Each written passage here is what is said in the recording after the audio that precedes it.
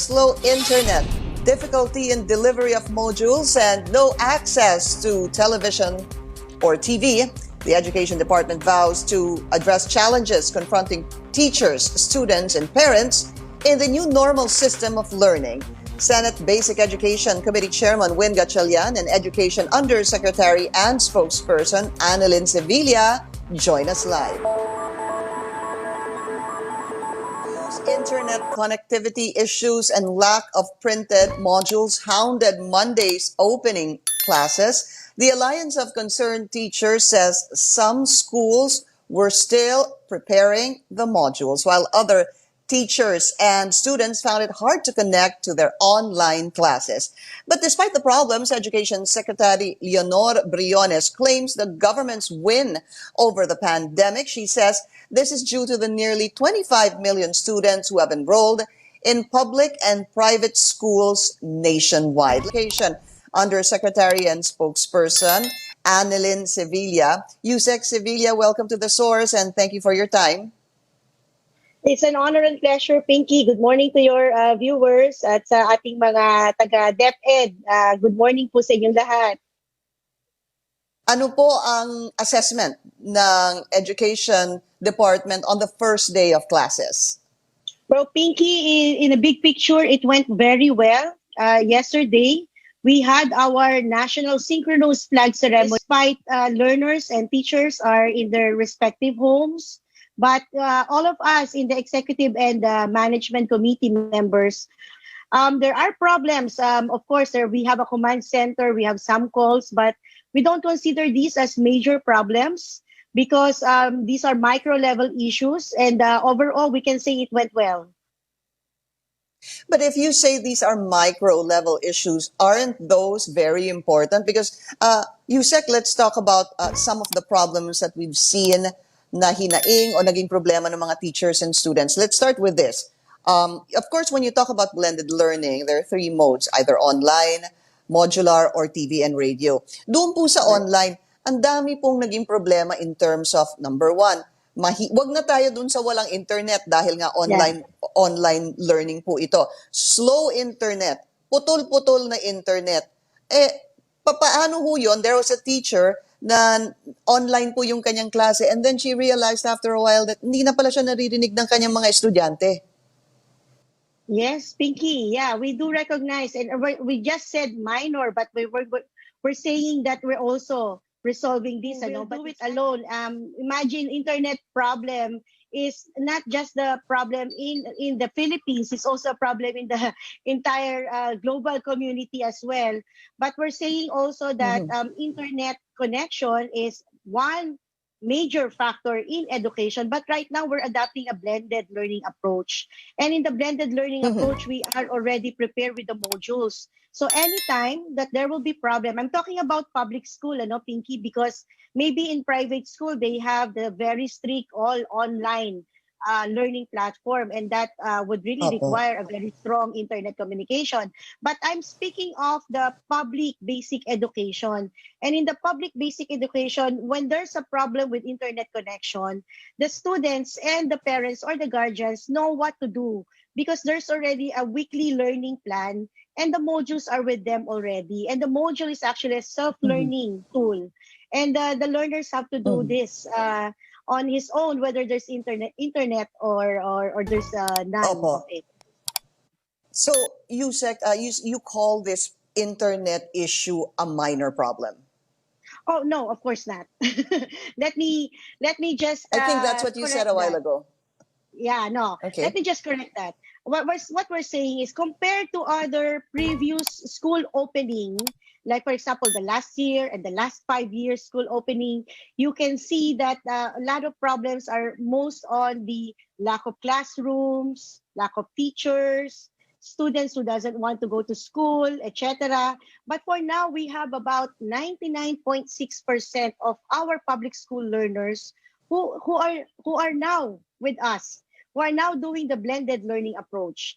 And the second one is we're saying because most of our learners chose the modules, for us, the problem on digital or the internet is actually a holistic problem or an approach wherein whole of government should work together.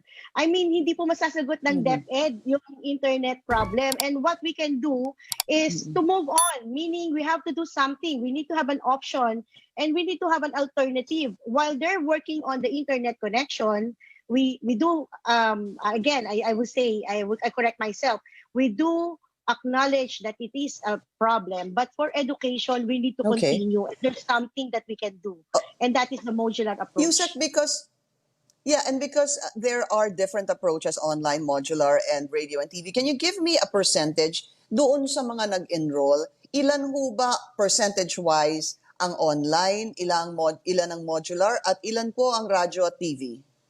Yes, less than 10% of the 24 million students that had our learner enrollment survey form accomplished chose the online. And about 85% po dito ay modular. And the remaining 5% are in the radio or TV-based instruction.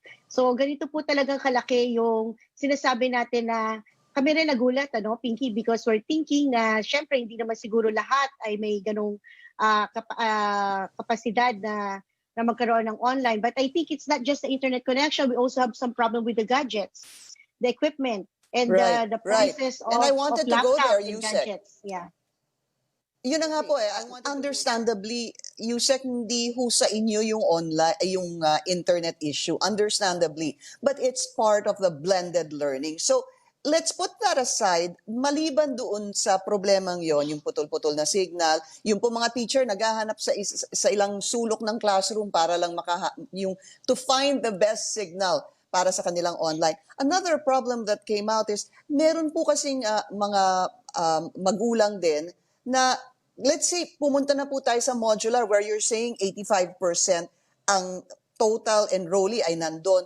Paano po yung mga magulang na meron pong ibang trabaho, may ibang chores, may iba pong kailangan gawin? And another one could possibly be also insecure to teach their kids dito sa modular. How can that be resolved? That's right, Pinky. Itong learning delivery modality natin is really a big shift from the face-to-face learning. The thing is, may bago kami ngayong clientele or meron kaming very big stakeholder na kailangan pong i-manage. And these are the parents and the guardians and the community as well.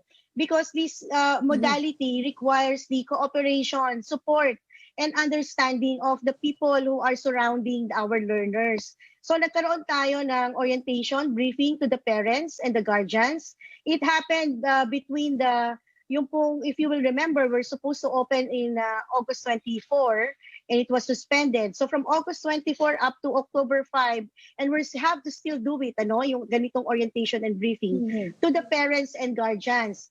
Pinky, ang pinakamaganda na naging findings natin, well, I'm not saying pinakamaganda rin, siguro that's not the right word, but maybe a realization is that mas marami ang na-stress na parents and guardians in this new mode than the learners. The learners, I think, are excited and they're really waiting for this. They miss their classmates, they miss their teachers. But the calls that we had from June 1 up to yesterday in the command center are questions on how to do the blended learning. So these are the questions that we got, and it's very good, no? So iyan po yung ginagawa natin ngayon, continuing orientation and continuing po yung understanding, awareness, and I think acceptance. Pinky, this is a big change. You said, right. We understand that absolutely. Nobody expected this to happen, this pandemic. However, in relation to what I was raising, that concern I was raising, here's a comment on Facebook from our Facebook page. Exhausting task for me as parent, doing household chores while answering so many questions from my daughters, hoping it won't take too long. Yan po ang kanyang naging comment. So, I'll move on to the modular pa rin po, no? I mean, in relation to that, given that the opening of classes was already delayed for about, I would say, a month and a half, Yusek, bakit po hanggang ngayon, meron pa ring modules na hindi pa rin nakakarating sa mga teachers o sa mga magulang? Yes, we are managing 46,000 schools. And we have more than 7,000 islands nationwide. Reasons for the delay are various. One is the budgeting. Yung pong budget na na-approve sa atin for 2020 this year is not, this does not consider the COVID situation. That we had for 2020 is the face-to-face approach. Therefore, we have to realign, to reprioritize, and of course, seek approval na may mga bago tayong programa. For example, the one I'm looking into the monitor right now, that self-learning module is not budgeted. Wala po yan sa ating budget. So we have to find ways on how to also give the resources down to the schools. Yung pong pinakamababang level natin. It took some time. We were able to download late July. And then the other reasons will be procurement. They also have to procure that. Next, supply side. Marami po talagang papel na nagamit para dito at mga materyales. And of course, yung communication. No? The communication or the messaging on how we will do this. And let me also Pero add malaki talaga on dito the yung budget, problem, no? right? The problem on the parents and the guardians na nagtatrabaho. We have now the policy of hiring the learning support aides. Ibig sabihin nito, hindi pa nakakapasa bilang mga teachers or maybe even those who have lost their jobs but are willing to provide assistance. Kasi doon sa survey na ginawa namin, we were able to inventory yung mga magulang na nagtatrabaho at walang maiiwan sa mga anak pag sila'y nag-aaral. And in cooperation, partnership with our local government units, yung mga barangay natin ay tutulong para po pagsamahin din yung mga sources natin, resources, at tulungan yung mga magulang at mga bahay-bahay na may pangangailangan.